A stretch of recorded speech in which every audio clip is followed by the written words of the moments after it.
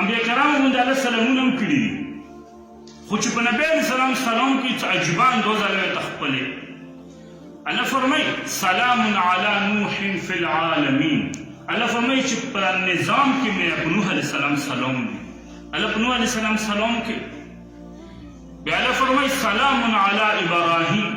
په ابراهیم علیه السلام مې سلام دی ابراهیم علیه السلام باندې الله سلام کوي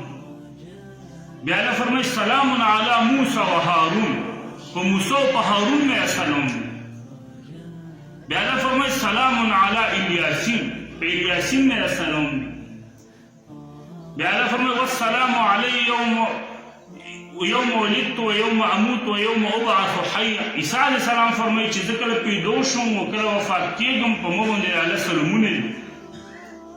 خو بهرحال په انبیا کرامو باندې الله سلامونه کړي او من دغه سلام چې په رسول الله کې الله عجیبه انداز به تعقلوي الله فرمایي ان الله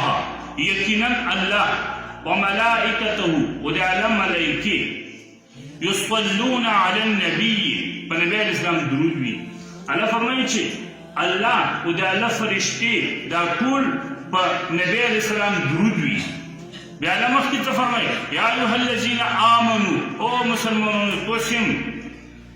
یا ایها الذین آمنوا صلوا علیه توسم په نبی علیه السلام درود وي وسلموا نبی علیه السلام ته سلام الله عجیبه اندازه پنوي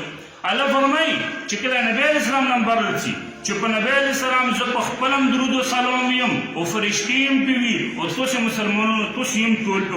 ټول ویو شه صلی الله علیه وسلم دا نبی علیه السلام درجه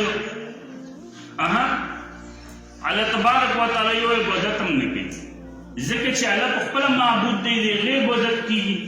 الله خو چا بنده نه وي که نه مونږ د الله بندګان یو مخلوق د الله بندګان خو چې کله خبره درود شریف وشي بیا الله هم درود شریف وي و اول الله نه فرمایي ان الله یقینا چې الله او فرشتې په نبی علیه السلام درود وي الله فرمایي چې تاسې یې هم پرې ویو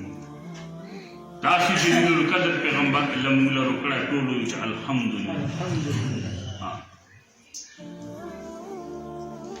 چې چا یې مقابله کړې وه الله تبارک وتعالی جواب ورکړی یوه ښځه ورته وایي یهودنه وه چې ته خو خپل رب پرېښوې لږه وحي لیک شوې وه وحي وروسته شوې وه هغې ورته وایي چې ته خپل رب پرېښوې وحي نور ورباندې نه ځي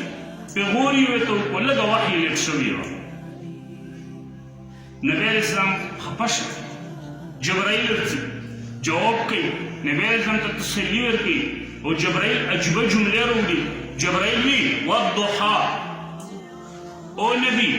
تو پر سپین مخ میں قسم بھی واللیل اذا سجا و تو پر تور وختون میں قسم بھی ما ودعك وما قلا شنم پریخی ونین بزاری ونین پریخ جواب بھی اللہ کی و نبی علیہ السلام پشان کی څومره ښایسته جملې راوړي یوې ښځې ورته پیغور وکړو چې ته میروت یې بچی مړه کې وروړه